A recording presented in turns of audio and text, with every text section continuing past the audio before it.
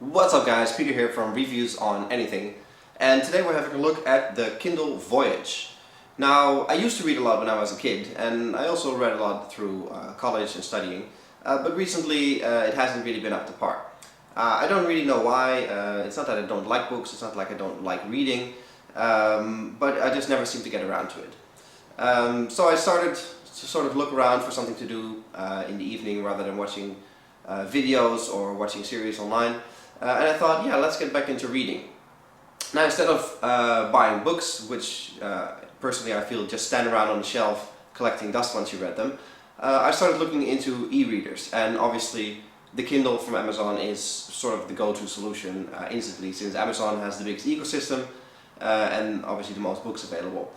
Now, when it comes to the Kindle, there's quite a few choices, from the very basic one with pretty much no frills or thrills whatsoever. That's very cheap, to the other end of the scale, the Kindle Voyage, which will set you back 190 euros, which is expensive no matter which way you look at it. But I thought, why not go for the premium version to get the best reading experience. If that's true or not, we'll have a look at it now. So here we are with the Kindle Voyage. Now, I'm not going to go over too many specifics on technical details and whatever, because there's plenty of other videos about that. I just want to tell you about my own personal experience. But to get a few things out of the way anyway, it has a 6-inch display with over 300 pixels per inch. It is 16.2 by 11.5 by 7.6 centimeters big, which as you can see is approximately the size of a pen. And if you compare it to my hand, I don't have particularly small hands nor big hands, but you can see that it fits in your hand quite nicely. It has this is the Wi-Fi only version. You can get a version with 3G as well if you definitely need to download books while you're in the tram or the train or whatever. Interestingly, that actually comes without any kind of subscription fee or whatever. You just buy it and it has the 3G included. This is the Wi-Fi only version, like I said, because I don't really see the point of a 3G version and I don't need to download books wherever I am on the go. So I just stuck with the Wi-Fi. There's not much on the device itself. The back has the Amazon logo, as you can hopefully see in the light. It has a shiny plastic top, power button here on the back, a sort of an angular design. A bit of an angle here, tapers towards the edges.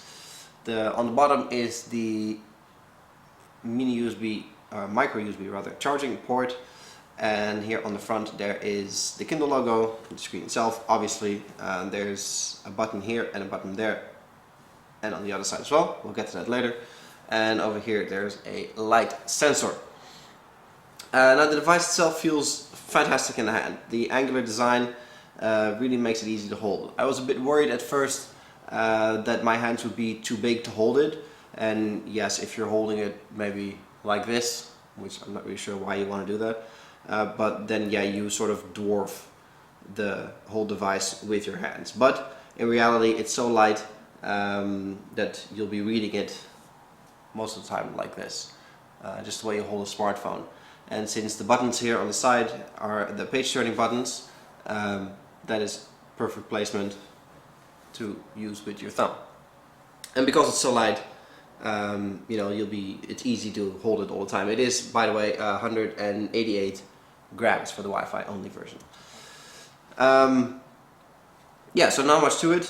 You don't get anything in the box either unless you order it. You get a micro USB charging cable, obviously the plug in here, that you can put into any kind of power brick that you already have. That's all you get in the box, the cable, and obviously a quick starter guide and so on. You could order it with a quick charge brick. Don't really know why I want to do that. And a variety of cases and other kinds of excitement accessories for your Kindle. But I didn't bother with that either, because I don't really need a case. It just makes it bulkier, it just makes it bigger, and I'm generally pretty careful with my gadgets, so I'm not going to drop it or whatever. And even if I drop it, you know, there's normal wear and use. Get into the device itself a little bit more. Oh, sorry for that. Get into the device a little bit more. The screen is really the star of the show here. I'll turn it on for you. And let's open a book right away as well. Obviously, it has backlight. That is the really the great bit about this specific generation of Kindles. You can go for the very cheap version that is, I think, €70 now. That has no backlight. That pretty much has nothing on it. But that requires you, just like with a regular book, to read with a lamp when it gets dark. Not in this case though. It has a built-in light, backlight, that you can actually set yourself to very bright or very dim. But if you leave it in auto, what I do most of the time, it adjusts itself to the brightness of the room. And it actually does that quite intelligently. If you move from a dark room to a lighter room or the other way around, it actually adjusts gradually so your eyes can get used to the screen and get used to the ambient light as well. So it's actually pretty smart. Like I said, the buttons on the side here are the page turning buttons.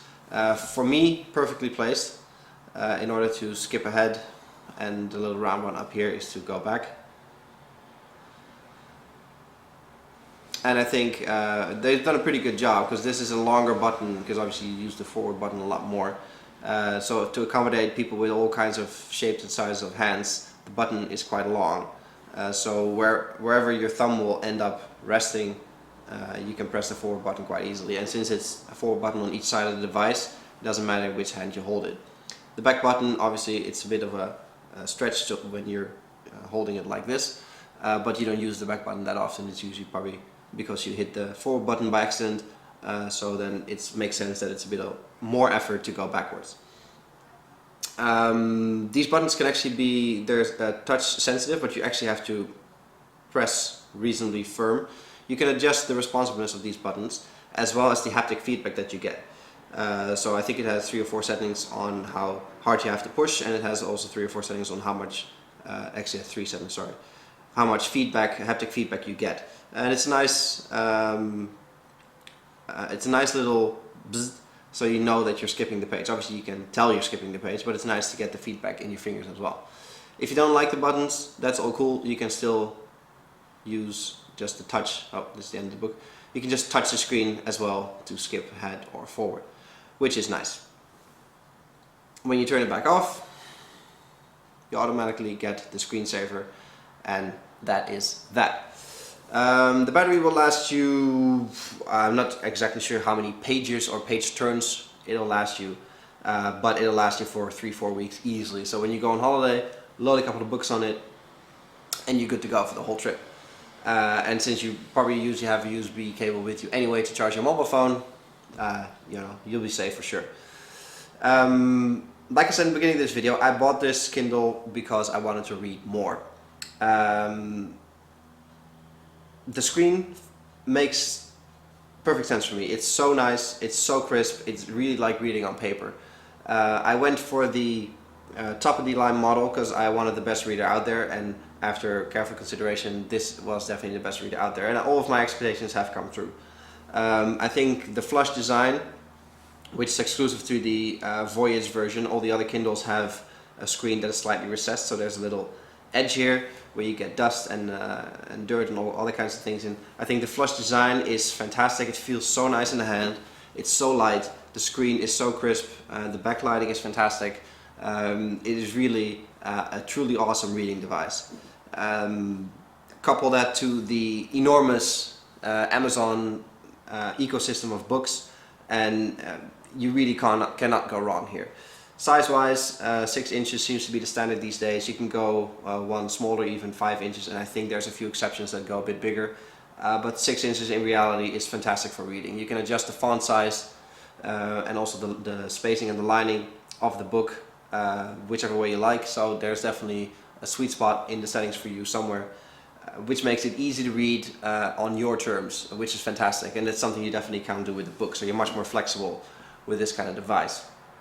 Same thing with purchasing books. Obviously, with the e-ink screen, you're not going to go browse through endless stores and read reviews. That might be a bit of a stretch, because it's an e-ink screen, so it's not as responsive as you're used to on your phone or on your computer. But if you look up the books on your computer, push them through here right away, easy peasy, good to go, can't really go wrong here.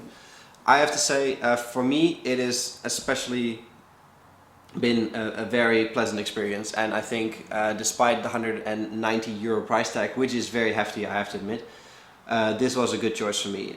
Personally, I don't mind getting a good deal, but I also don't mind spending money when it's appropriate, and I think in this case I would have always have that sort of little nagging feeling in the back of my head, like if I would have bought a cheaper one, like there is a better one out there. And I think, yeah, it's been one of my best purchases of this year already. I'm that pleased with it, actually. Downsides, not really. I suppose the back here, hope you can see it on camera, it's a bit of a fingerprint magnet. So, you know, that is slightly annoying, but the finish is nice and comfortable to hold without getting sweaty. It's nice, grippy enough, but not too grippy, so it's good. There's no headphone jack. That might be a downside for some people, so you can't do any audiobooks in here, or you can't do any music while you're reading, which is something that Kindles of old and e-readers of old in general used to have. But for me, that's not a problem. I bought this as a reading device, and usually when devices get too many features, the quality of the main feature and actually all the other features as well goes down. And this solely focusing on reading, it's really a home run. So I'm really happy with it, and despite the hefty price tag, I think for me it was definitely worth it. Probably the real sweet spot is one version down, which is the Kindle Paperwhite, which is I think €120. That might actually be the sweet spot for most people. The screen has a little less pixels, but it's still very good, and you save a lot of money for a device that is you know, maybe 15% less good as this one. But like I said, yeah, for me it was worth the extra money, and I'm really happy with this device. So definitely recommendable if you can afford it. If not, you can definitely get away with one step down for the normal Kindle Paperwhite. This was a quick look at the Amazon Kindle Voyage. This was Peter from Reviews on Anything. Hope you guys enjoyed the video, and I'll catch you guys in the next one. Cheers!